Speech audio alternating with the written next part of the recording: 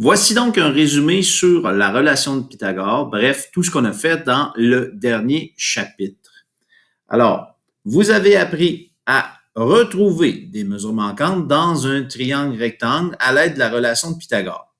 Tout d'abord, il faut savoir si on utilise la relation de Pythagore de base. Pour ce, il faut connaître 2 côtés sur 3 dans mon triangle rectangle pour pouvoir utiliser la relation de Pythagore. Les côtés dans le triangle, le positionnement des côtés, bien important. Donc, en face de l'angle droit, le plus grand côté, on place la lettre C pour l'hypoténuse. Les cathètes A et B sont les 2 bras de l'angle droit dans mon triangle rectangle. On a vu aussi les 2 cas particuliers. Donc, quand on a des triangles rectangles sur lesquels on connaît un côté sur 3 et on cherche les autres, 2 possibilités. Le triangle rectangle isocèle qui se caractérise par des angles de 45 degrés. Donc, les côtés ici, puisqu'il est isocèle, iso-angle, il est aussi isocèle, c'est-à-dire que les côtés ici sont égaux. On modifiera alors la relation de Pythagore pour 2a au carré égale c au carré. Donc, on reconnaît le cas particulier avec les angles où on mentionne tout simplement que les côtés ici sont de même mesure, ou on peut même ajouter ici les petits traits comme ça ici pour le spécifier.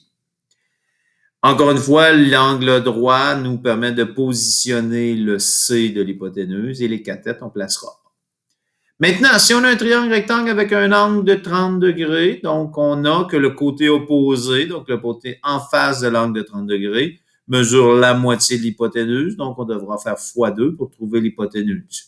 Encore une fois, donc si on a 30 ici, puisque la somme des angles intérieurs au triangle est 180, on peut aussi le déduire à partir du 60 ici.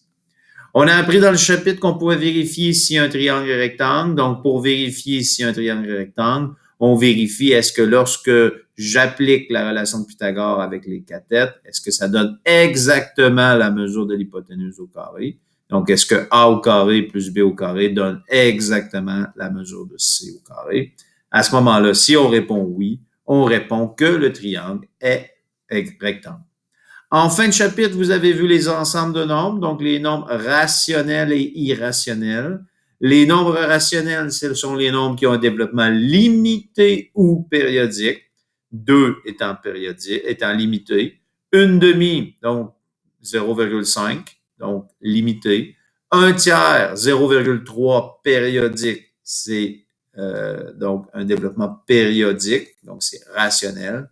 Donc, on retrouve les nombres naturels, les fractions et les racines carrées de nombres qui arrivent exacts. Donc, par exemple, les carrés parfaits. Racine carrée de 36, donc ça donne 6, donc c'est un développement limité.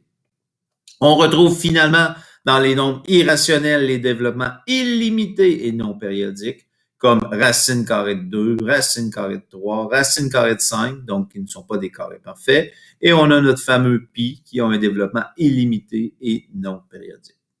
Donc, voici l'ensemble du chapitre sur la relation de Pythagore, donc le premier chapitre de l'année. Voici le résumé de ce chapitre.